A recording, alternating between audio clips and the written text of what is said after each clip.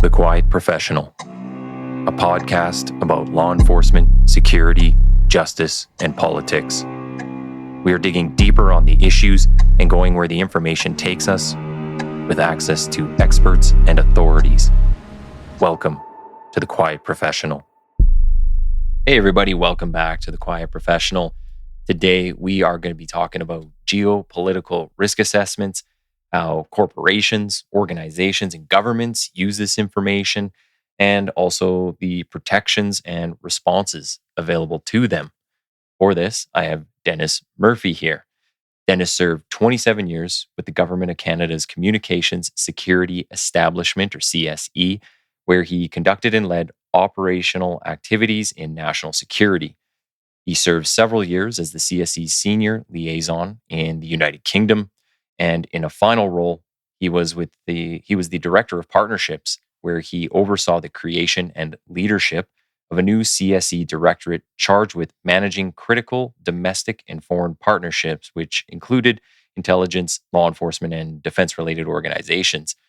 Now, Dennis is the executive vice president for Strider Technologies Incorporated. In his current role, he works with corporate and government clients to deliver transformational technology that helps them visualize, manage, and respond to economic statecraft risks across their organization. That's going to be the bulk of what we're going to get into today. So welcome, Dennis. Thank you, Nathan. I really appreciate you having me on the podcast, and I'm looking forward to the conversation. You're beaming in here from somewhere in England or somewhere else in the world? No, I'm beaming in from the Cotswolds in the UK. So I've been back in the UK now since 2019 after I left CSE. And this is a particular area of the country that I know very well because there's a very large intelligence organization about 20 minutes away that I spent several years in as a senior Canadian. GCHQ is just 20 minutes down the road. So this is kind of the area of the UK that we decided to kind of settle back into because we knew it so well. Okay, very cool. So there's lots of expats and different people over there.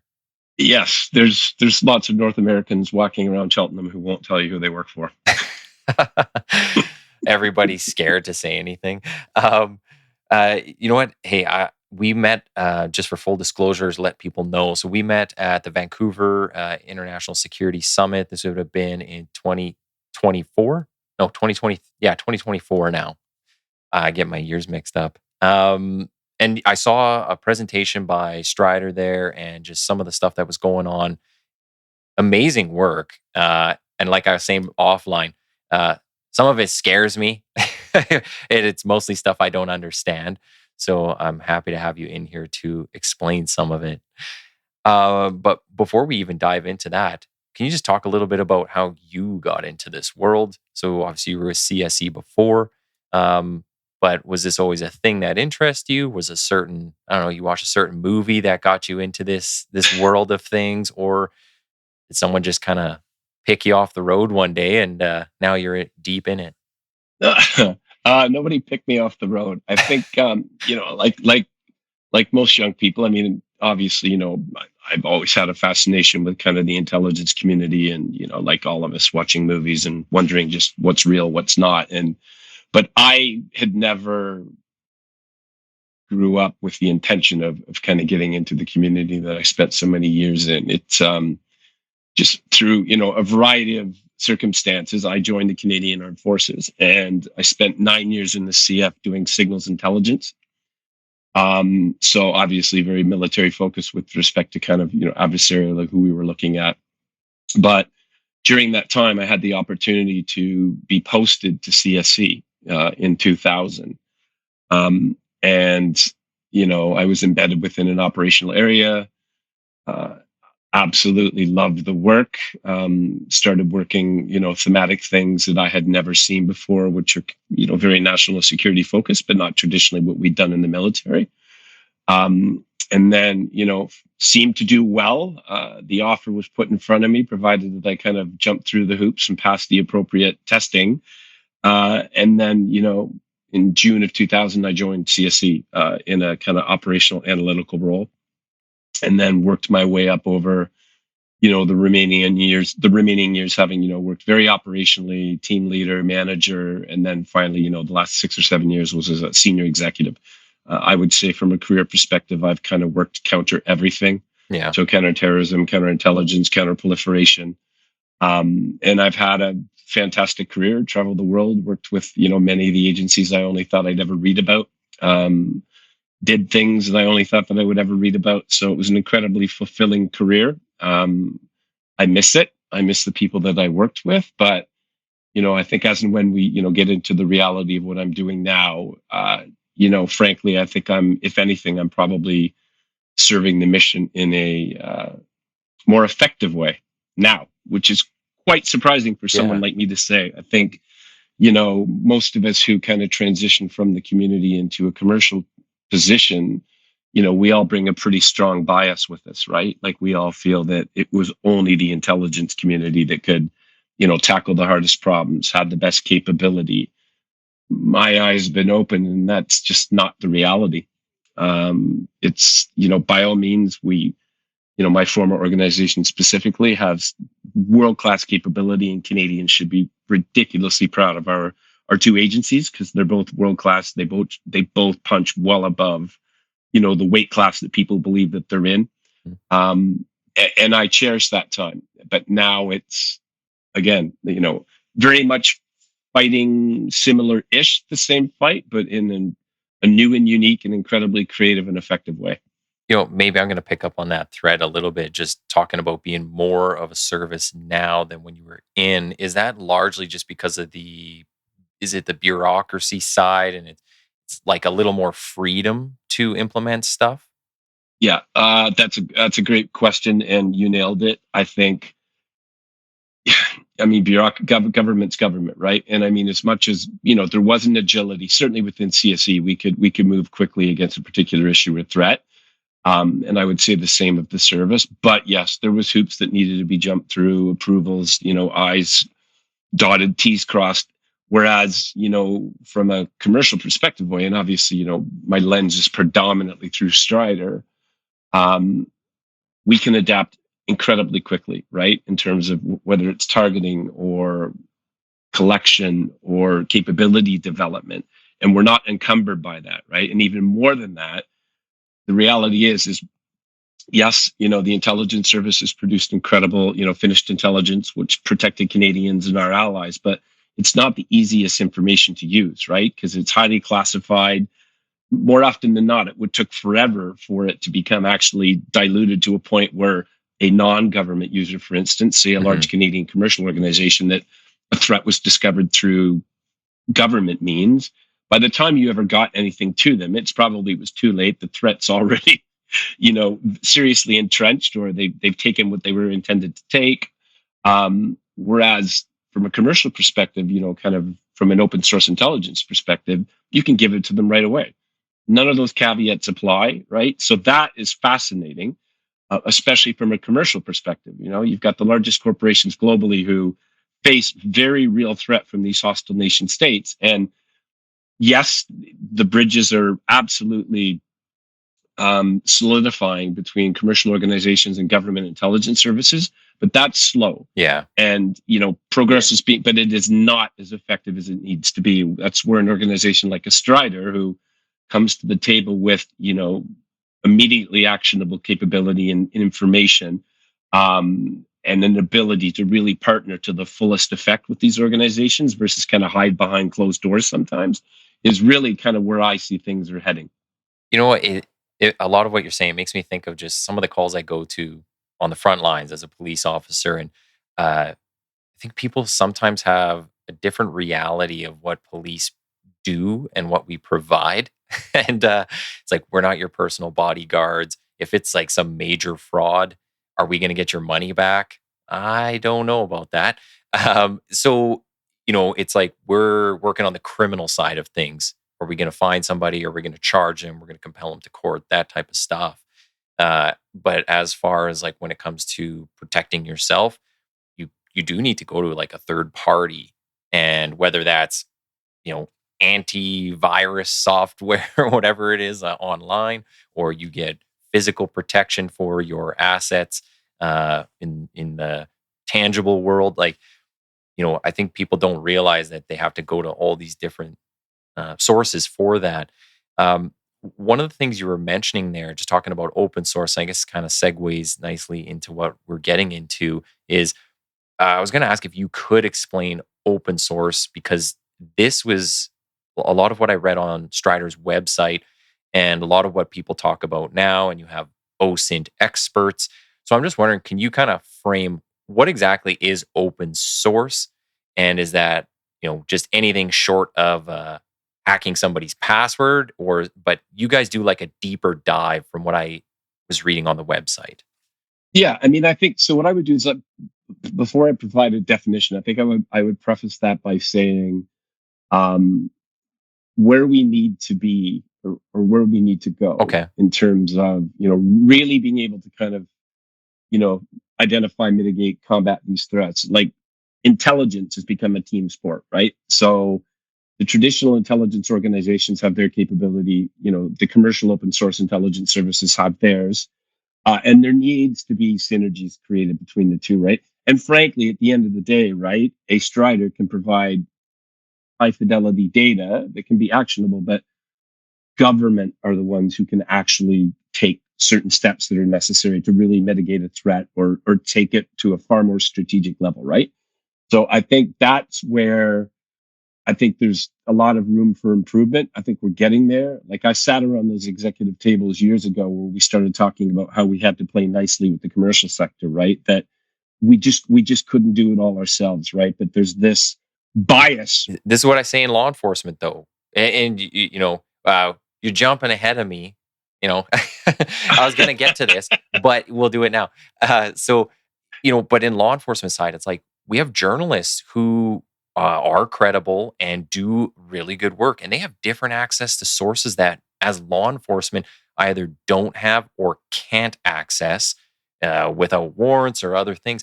It's just, it is a team approach. You are 100% on point with this. So sorry to jump in there. Yeah.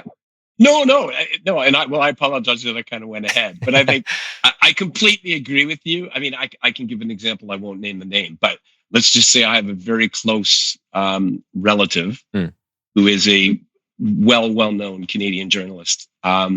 So several years ago, I was director of counterterrorism. So I was running our CT efforts. And there was a particular individual that we were trying to move heaven and earth to find through our capabilities. And then I turned on the CBC, and there was my cousin in a room with them. It goes to your point, right? And we actually spoke about it recently, a few weeks ago. And he said to me the same thing that you just said. I have my sources and methods, right? So it's important that we try to kind of get that kumbaya mentality where we actually work well with each other, because then we just significantly strengthen our ability to protect ourselves from whatever the tranche of threat is. Yeah. Well, and on the intelligence side, and maybe this comes from my experiences, so I can't speak for the biggest of the big services, like maybe Toronto has some different capabilities, or the RCMP, but largely what I've seen is law enforcement doesn't know intelligence. They don't know what it is. They don't know how to handle it. And then they don't know how to incorporate it. Like, we think we'll take hotspot maps, and that's like awesome intelligence. And it's just like, that's just where the most calls came in. And so it's actually, it really hurts me to my core sometimes when I'm doing stuff. I'm like, we could do so much better. We just have to have the right people in the room, and people that show a little bit of humility on the law enforcement side and actually say, I don't know. But, I think you're right on point with everything you're saying. So, Yeah, I mean, I had the pleasure of working very closely with the law enforcement community for many years, especially the RCMP. And I mean, the term that was getting bandied around was just this intelligence-led policing, right? So really trying to use traditional intelligence tradecraft to start kind of helping guide their operational activity, and augment the more traditional law enforcement things that they do. But I would agree with you. I think the law enforcement community still has a way to go. There are certain entities within Canada, I would probably put the OPP at the forefront okay. in terms of if a law enforcement, Canadian law enforcement organization, I think really has really grown a significant capability would be the OPP. They get it and how they kind of harmonize it more broadly with their other capabilities. So, just kind of quickly back to the open source side of things. I was just wondering if we could define it a little bit just for Yep. people, because uh, I think, I don't know if people just think it's like you just scour social media, but when I read your website, it does talk about like diving a little deeper. So I'm wondering if there's like is there a gap between what people think a general Google search might be and then actual password protected stuff? Is there something in the middle there that you look at? Yeah. So, I mean, I'll speak specifically to kind of Strider's modus operandi after, Hmm. just because other people collect data maybe sometimes differently than we do. But in terms of a kind of a definition, right? I think it's simplistically, it's supposed to be data or information that's publicly available, right? That you're not using really advanced surreptitious means to, hacking and other things. Then it's less, in my mind, open source. But that can be a very misleading term because it can be publicly available, but you have to have the expertise and the capability to know where the value is, where it lies, the means that are required to access, exfiltrate and take advantage of that data. And the thing with OSINT, right, there's just many flavors, right? I mean, and that's the thing, again, going back to what we talked about a few minutes ago, which really freaks. I mean, now, traditionally when you thought, for instance, of like geospatial intelligence, right, you're thinking NGA and all these big monolithic government organizations. You can go out and buy the highest quality open source imagery data so easily. Yeah. Right. And that's open source. It's just, it's, yes, it's being collected via satellites, but it's not government. It's a commercial operation. You can do the same thing with AIS data, right? So your ability to kind of track vessels globally, the type of data that, that Strider would collect, for instance, whether it's, openly available government websites and stuff like that, or, just collecting research data or patents, stuff like that, that is quote unquote available. The moment you get into that more aggressive surreptitious space, that's certainly where Strider stops. We don't do that, right? We don't acquire breach data. We don't hack. We're very above board with respect to how we collect what we collect. It's just, for us, it's our bench of expertise is so deep that, unless you really have the deepest understanding of that nation state adversary, you're not going to understand the kind of data that is available that you can go and acquire, if that makes sense. Yeah. Well, so I'm wondering like what is out there that's in open source that people don't protect, whether it's a nation state or I don't know, even organized crime. Like what's out there that they are forgetting to put behind some kind of like passwords or encrypt it, or like how do you take open source and turn it into something that is usable for an organization? Right. So I mean, so I'll draw from what we do because it's easiest for me. Hmm. So if you look at, so Strider was fundamentally founded on the principle of trying to protect the largest organizations within friendly countries from IP theft, right? Simplistically, from originally we were very much founded upon kind of the PRC threat, and then we've subsequently developed advanced capability as it relates to Russia and Iran. But so the starting point was the need and the threat, right? So how is it that these organizations are so fundamentally vulnerable, right, to this being happening to them? So the starting point for us is understanding the need and the requirement. So understanding, for instance, what would the PRC need to be able to kind of start orchestrating these operational activities to get the technologies that they need because they want to outpace the West. Yeah. So our fundamental starting point would be, okay, well, what's the requirement, right? Understanding simplistically, what is the shopping list going to be? And then to your point about, what's available, it's, for instance, once you're in that technological space and you know specifically what they're after, well, then there are massive amounts of data that's out there with respect to who the leading experts in those particular fields are, right? So it's research, patents, publications, journals, right? People will put out there what they're doing. And then you align these things together, and then you can understand that gives you greater fidelity on the types of data that you need to be going after more specifically to really hone in on illuminating these threats, right? Because they're very complex. The PRC specifically are, they just have limitless levers to pull with respect to going after what it is that they need.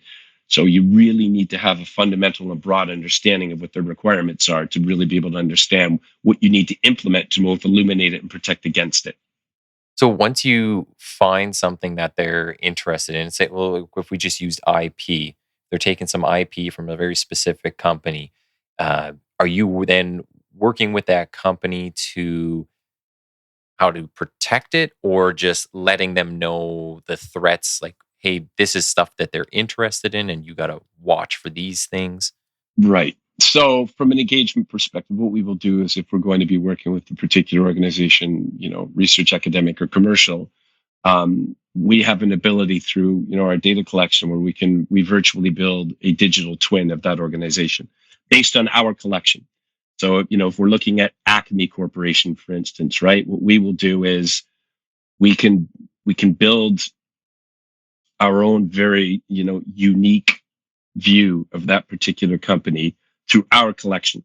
So what normally will surface after that is, we've mapped it against what I mentioned earlier, right? Understanding adversarial need, expertise. Then what we will do is we can engage with them through our capabilities and platforms to show them specifically the threat. So the threat to the technology, right? Like these are the specific technologies within your company that we factually know that these countries are looking to acquire. More importantly, here's the individuals within your organization who possess that expertise. So you need to be aware of this. You need to be strongly positioned to get ahead of that threat and that curve, defensive briefings and otherwise, right? So it's fantastic from a security perspective, allowing insider threat teams and others to get ahead of it, actually knowing before it happens where the threat is coming from. And then we get a lot more granular. We can get down into people, right? Like individuals who actually carry risk that they don't even potentially know about, right? They have associations with foreign entities that actually are not good. Most cases, they're not aware of it.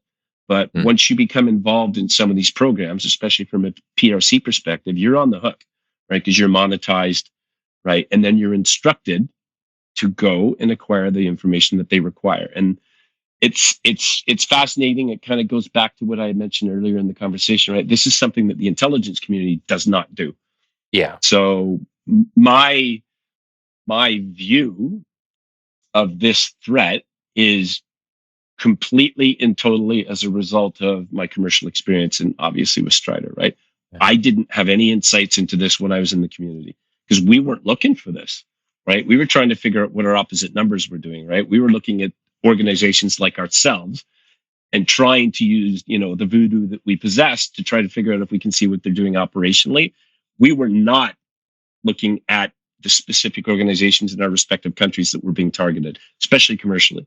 So it is an absolute requirement that, organizations like Strider and others exist to help now, there's an awareness on the part of the community. And I mentioned earlier, right? The gap is happening. It's getting smaller in terms of how, commercial and gov can work. But frankly, the front line is the commercial organizations like Strider.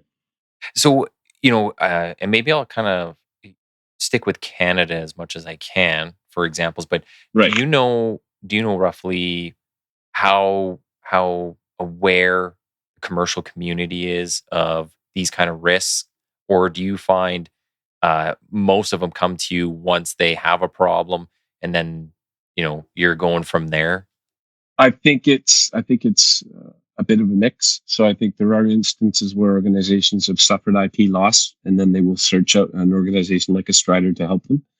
I think to your question about the understanding and the awareness, especially from a C-suite perspective, I think there's a lot of education that's required. I don't think organizations do understand the sophistication and level and just how permissive these threats are. So there's a lot of awareness building that needs to happen. But where you get into some interesting spaces is there's such a dependence, for instance, from many large commercial organizations, they need to do business in China, right? Like it's a massive market. Mhm. It's a manufacturing, they get capability manufacturing. Supply chains. Yeah. So it's a delicate dance, right? But at the end of the day, the C-suite need to be as informed as they can be as it relates to these relationships that they fundamentally might have to have. But they've got to understand where the threats lie, right?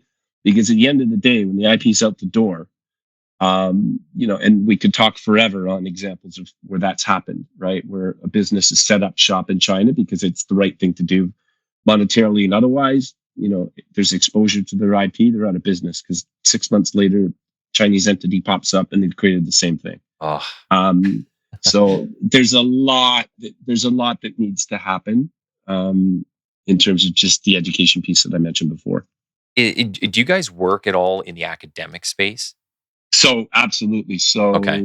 if you remember 2.5 years ago, I think there was an article from the Globe and Mail that came about with respect to Canadian research and academic institutions who had been, for all intents and purposes, penetrated in many different ways by hostile nation states as it related to sensitive research.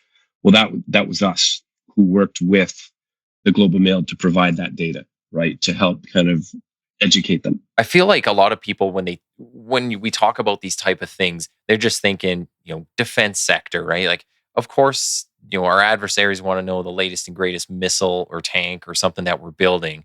Like, that should be obvious.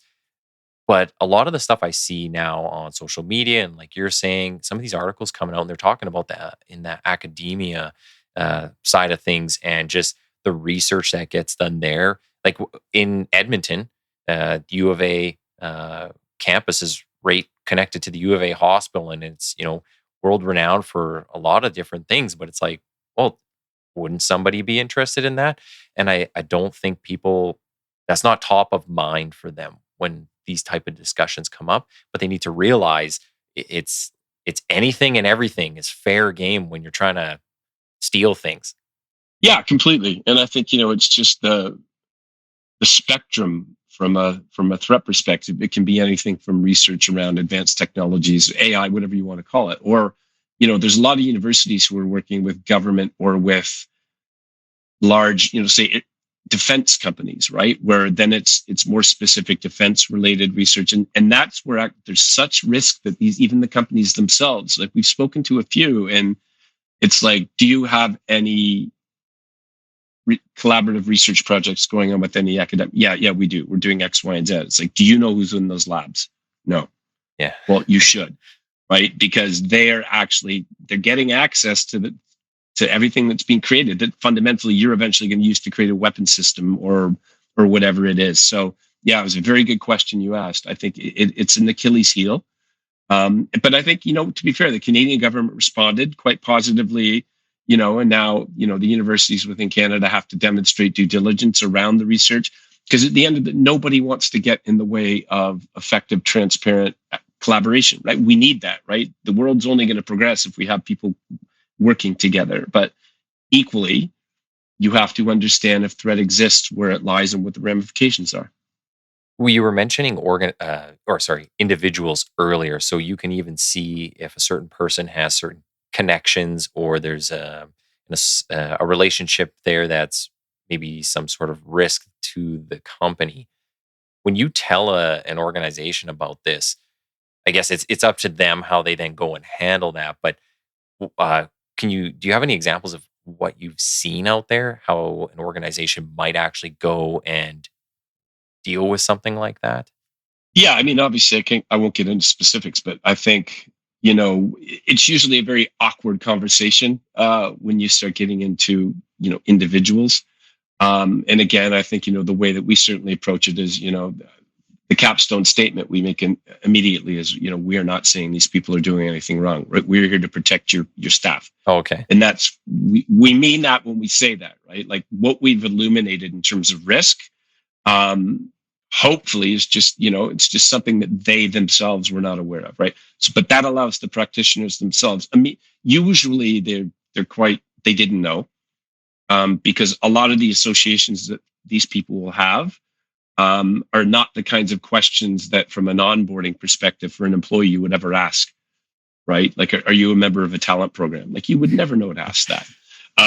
Or, things like that, or other associations or entities that you could have a relationship with. So we kind of provide a much broader spectrum as to what that threat can look like. We don't, like you'd asked kind of earlier, intimated whether or not we're not necessarily in the advisory space, i.e., what do you need to do? But just given our expertise, I think that tends to happen anyway. We are starting to work more closely with insider threat programs and others to help make sure that, first and foremost, we want to make sure that they are getting the ultimate value out of the capabilities that we provide them.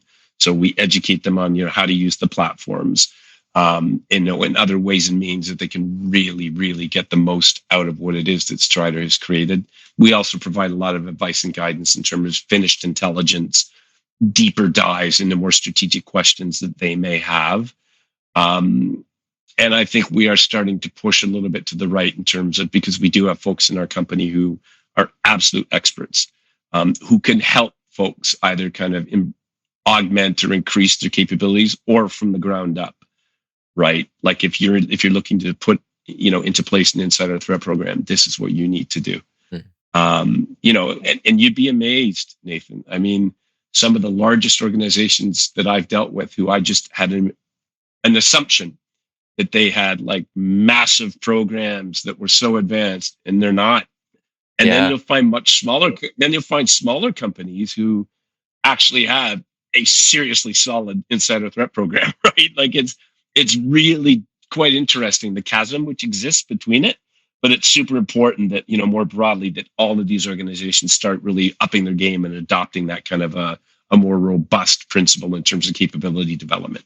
I guess, I agree with you. Like, I think most people always assume these big companies with billions of dollars just have the utmost in protections and so on and so forth. But even from the law enforcement side, it's like, for some of the things we get called for, you go, really? You didn't think of this, or you don't have some way to protect from this? And then, yeah, you could go to some small business or just an individual, and you know they're on their game and they've got things figured out, and it's like, wow, it's just it's nothing's what you expect out there. Kind of staying on the insider threat piece, I did want to ask, like, where do you see most of your work, at least for Strider? Like, are you mostly dealing with the state sponsored type threats, or is it more on the insider side? And what would there would be a lot of overlap, because the state is going to then try to get somebody who's on the inside at some point. But, what do you kind of distinguish one from the other, or is it you just see a lot of that tie in? Well, I mean, predominantly we're very much in the nation state threat space in terms of kind of, hostile states and trying to acquire the types of things that we've talked about. I mean, there is unsurprisingly, there can be a bridge between nation states criminal activity, right? Especially, they will take advantage of some of these kind of criminal related organs to also meet that national objective. So sometimes I think there's a bit of a blurring between the two. But it absolutely, nation state, I would say, is kind of the bread and the butter of who we are.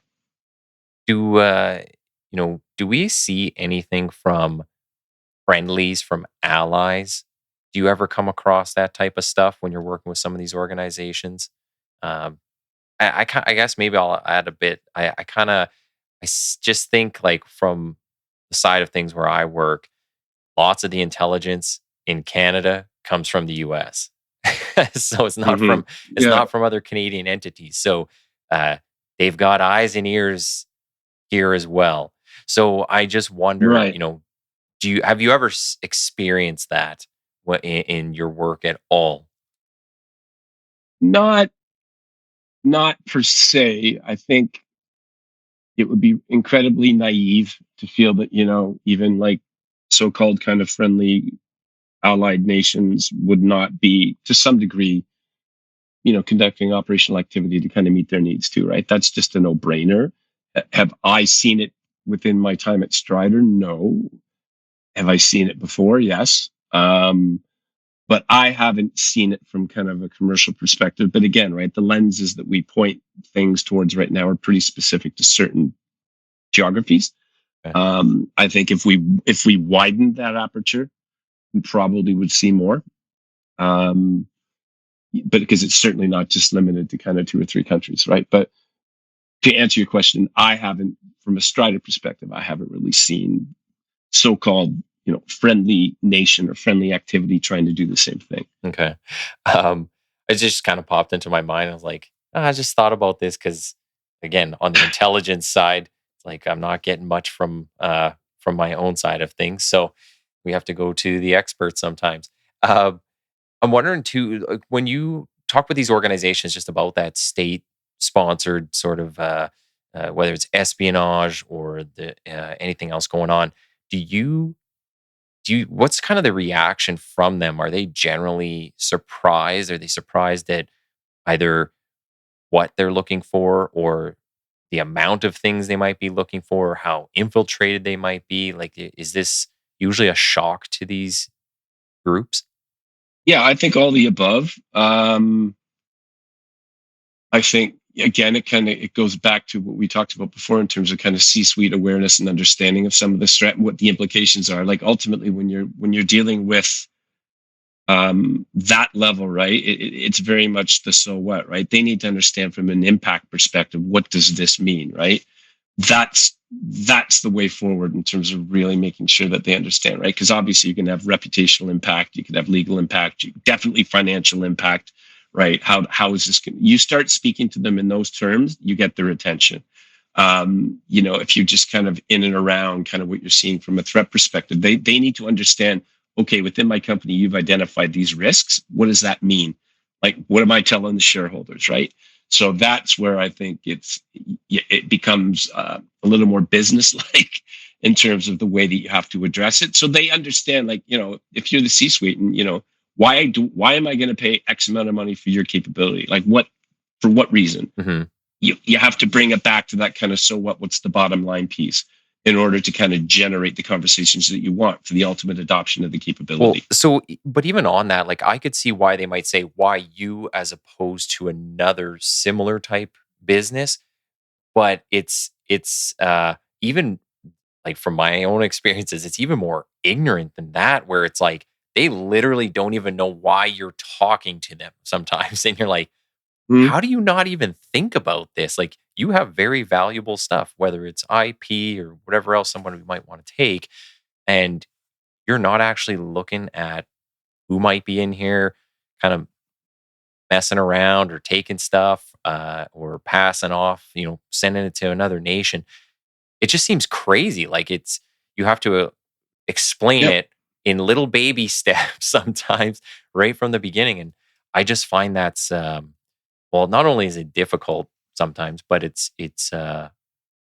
just fascinating how, I don't know, it just like never crossed their mind. Like, nobody in there ever told them this. So No, and I mean, some of them just accept it, right? They're just like, this is going to happen, and so be it. And we just kind of we build our business the way we need to. We make the profit. Like I literally had a very large European company about a year ago literally say, like, Dennis, we know they're going to steal our IP, but by the time they've done it, we're on to the next thing. We've made our money now, and I'm like, yeah, but they're also on to your next thing because they're already in your organization. yeah. Like they're super frustrating conversations. And again, for the third time, and it goes back to the awareness and education, right? They need to understand the impact. And that's not necessarily certainly just a commercial organization like Strider who has to explain that. That's where you need government to step in and help, right, from an engagement perspective. And in some cases, maybe even enforce certain things that need to be done to protect. So yeah, it's they can be very frustrating and continue to be frustrating conversations. So you're kind of reading my mind here where we're going. So I wanted to know about, like, how you work with government, and do you guys do any sort of lobbying? Do you talk to the politicians and say, "Hey, we're seeing all this in your industries, all these problems. Maybe we need to change some laws. Maybe we need to do something to actually take care of this," because they're the policymakers. They're the ones who can do that. Yeah, I think so. Our leadership has been very really, really like solid, like very vocal, very visible, and kind of, illuminating these threats, globally. And, it's full testament to, Greg and Eric, and just in terms of their ability to get out there, properly explain what these threats look like, what the impact is. And then, yes, we've got relationships with, politicians. I mean, we've obviously got lots of government relationships, and, we do what we can to help support, right? Like we help provide them with the additional information that they need to go back to the center of government to explain it, to get resources that are required, or put whatever other, implementations in terms of whether it's laws or whatever to help better protect. So yeah, we're very vocal, but it's coming from a place of deep expertise and understanding. And I think we are starting to see some signs. I mean, there are things that are being implemented from a legal perspective. I think it's definitely gathered a lot of momentum in the US. Other geographies more globally, I think, are waking up to some of these threats. I would say Europe is behind in terms of really understanding what some of this means to them. But, they also have a different viewpoint, right? So whether that's from a, legal policy perspective, privacy, all these things, which are critically important. So, there's no such thing as kind of a one approach, right? You have to be very conscious of the geographies that you're dealing with. But long way around of saying, yes, we do what we can to help kind of support that awareness, and up to and including kind of political government engagement. Yeah, I always kind of just wonder if it's, if the relationship is good with the political side, again, because they're the ones who have to implement or create the laws. Um, but whether they see it as, oh, this is just some company trying to make money and sell us something, as opposed to, we're coming here because we genuinely don't want people stealing stuff from our Yeah, industries and we actually care. Like we're trying to help. yeah, and that's the point, and you crushed it. So I think, I get out of bed in the morning equally as enthused as I did when I was at CSE because of the impact that we make. So we are a mission focused organization. Yes, we're commercial. By all means, we want to be successful. We want to make money. We want to grow, of course. But we genuinely, for every person who works within Strider, they care, right? We want to be that protective membrane, right? We really want to do everything in our power to create the capabilities to eliminate and prevent these threats. So that's important. And, there's lots of other commercial organizations who have a similar ethos with the capabilities that they have, right? Which again, we want to create this community of interest, which also includes government agencies, to make sure that, we really are doing our utmost, and frankly, it's our responsibility to make sure that we are protecting our respective nations, right? And I think slowly but surely we're getting there. And I don't think we should even talk about profits or anything like it's a bad thing. That's what goes into Yeah, creating the new this is it. technology or bringing in the smarter people that we need to do the job. So as long as everybody's kind of, you can see based on their work, their intention. And I think that's an important thing to note. And just kind of along the same lines, I'm wondering, what's your experience working with law enforcement? Have you had to do any of that with this company, with what you're doing now?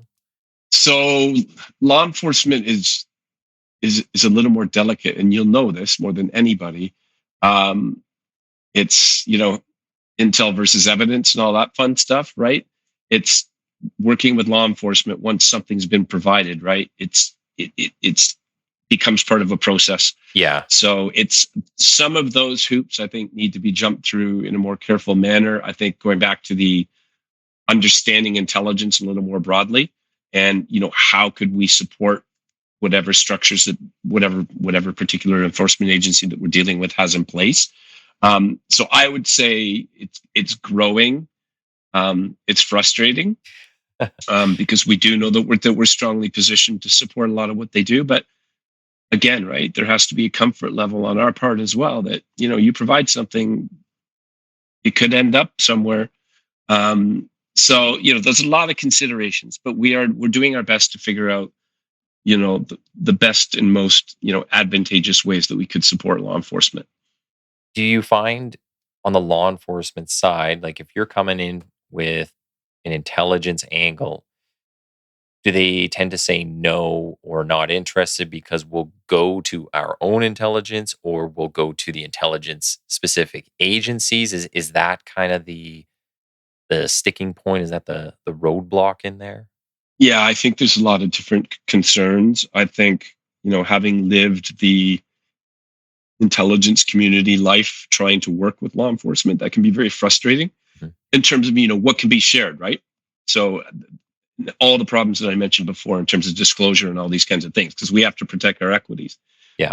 So that's a problem, but that's in theory why open source should be so much easier, right? Because you don't have necessarily the same types of equities at play that really need to be protected nationally. So those things, like if you provide something through open source, it could then become evidence. Well, this is it, right? I mean, ultimately, if you're providing the RCMP, for instance, information relating to something that's occurring within a Canadian company, which is illegal, i.e., theft of, Mhm. um, that will probably result in a process. And ultimately, and I know that rightfully, as you go through the legal procedures, people are going to want to know where did that information come from, Yeah. right? Yeah. So yeah, I mean, these are just their considerations, but we accept that. Um, but again, I think just to close the door on it, I think there's still a lot that needs to happen in terms of law enforcement engagement Yeah. and just further developing those relationships. And a lot of it, I think, is their internal problems that they got to fix. Yeah. I'm with you 100% on that. Um, so just kind of as we come to the end of our time, I want to know, what do you got going on? Any new projects? Is there any new, I don't know, lobbying efforts, whatever you might have that you kind of want to let us know about? Yeah, so I think institutionally, I think the company is growing. My primary responsibilities are helping kind of support business development engagement in the UK and across Europe, but then back home um, across different sectors. So I think we're growing. Strider's name is definitely proliferating across government and the largest commercial organizations around the world. We have offices in Tokyo now. We're set up in Australia. We're here in London. So I think we are becoming a global organization. We are continually evolving in terms of our capabilities, whether that's data acquisition or the adoption of things like AI, right? And trying to make sure that we absolutely maximize what we bring to the table in a very timely and effective way, right? Mhm. We're forever curious, which is amazing. We do get asked about other thematic issues of importance that maybe today we don't look at that we potentially will tomorrow. So that's exciting. The leadership is incredibly embracing in terms of new ideas. I'm really encouraging the people within the company to, really push those boundaries, right? Kind of make us, set the stage for things that, we want to outpace everybody, Mhm. right? We want to kind of be the leaders in what we do. So projects, I mean, obviously I can't specifically talk about certain things like that, but what I will say in closing is, we've grown, we continue to grow, we continue to evolve and advance. We're continuing to create new partnerships and relationships commercially and governmentally. And we fundamentally want to be that foundational piece to really help, protect what's sacred, right? Yeah. In order, because we need to equally compete as well as everybody and anybody else does. So, yeah, it's been a tremendous ride. I'm hanging on to the coattails as tightly as I can, and enjoying it immensely. It's completely different to what I used to do. I've learned, as I said earlier in the conversation, more about certain aspects of nation state threat than I did when I was in Gov, Yeah. which is quite ironic, and I still find it that way when I think about it. So yeah, I think the future's bright. And I have really enjoyed this conversation, my friend. Yeah, I was going to say, I guess you're going to have to do risk assessment on your own company because as you guys keep growing, it's like, yeah, you're going to have to keep up with that as well. But Yeah, we get it. I mean, the leadership is very proactive in understanding that, right? So we do everything and anything that we can to make sure that our crown jewels are protected, our people are protected, operational activity going forward is protected. But yeah, I mean, as you become more well known and you grow, that particular kind of risk also grows. But I'm pretty comfortable that we are very effective in how we mitigate that. Yeah. And just speaking on like some of the stuff being forward looking, as crazy as AI is, and I guess will be as it improves. I was reading an article recently. I want to say it was called Super Intelligence. And it was something that was like, it's basically talking about it being sentient beings, like they know they exist, the I. and just reading some of that, I was like, the fact that people are even thinking about this is scary, that they're going to try to put this into a computer because it'll mean the end of us or something. So, wow, I think the opportunity outweighs some of the risk as it relates to some of these more AI is probably the leading, the most contentious example. It's the ability to automate, and I think it's going to be an effective positive. Mm-hmm. And from a protective perspective, from a competitive perspective, it is really going to set the stage, I think, for very good things. Yes, there's going to be some bumps in the road. And yes, unfortunately, nefarious actors can use similar capability for bad things. So we've equally got to be positioned to be able to address that. But yeah, I'm not dislike you. Don't get me wrong, right? Like I've watched all the Terminator movies, and I'm like, whoa, we're kind of getting there. And it's so I hear you, but I'm trying to be glass half full as far as it relates to this kind of stuff. Well, that's why we got Strider. We got people in your neck of the woods that know what they're doing and are doing a good job trying to protect us. So, last thing, where can people find you and your work and Strider? Well, I mean, I guess they could simplistically find me on LinkedIn. Strider, just a website, www.striderintel.com. So if people just want to have a look, we've got, they'll be able to get a sense of resources and capabilities, which is quite interesting, frankly, just to have a look. But yeah, we're quite public in our respective outreach and how we do what we do, and we're quite engaging. So if people do want to talk to us, we're always ready and willing to have a conversation.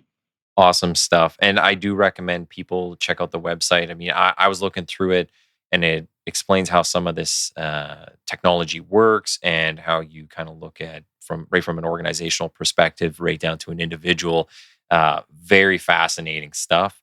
So, I want to say thank you for being on the show today, and we'll chat here in just a few seconds.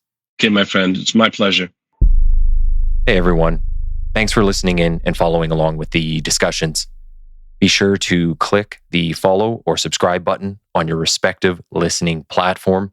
Also, check out the Quiet Professional on X and Instagram under TQP780. And most importantly, please share where you can. Everyone has a part to play in getting these education and information pieces out there, so pass it along. Thanks again.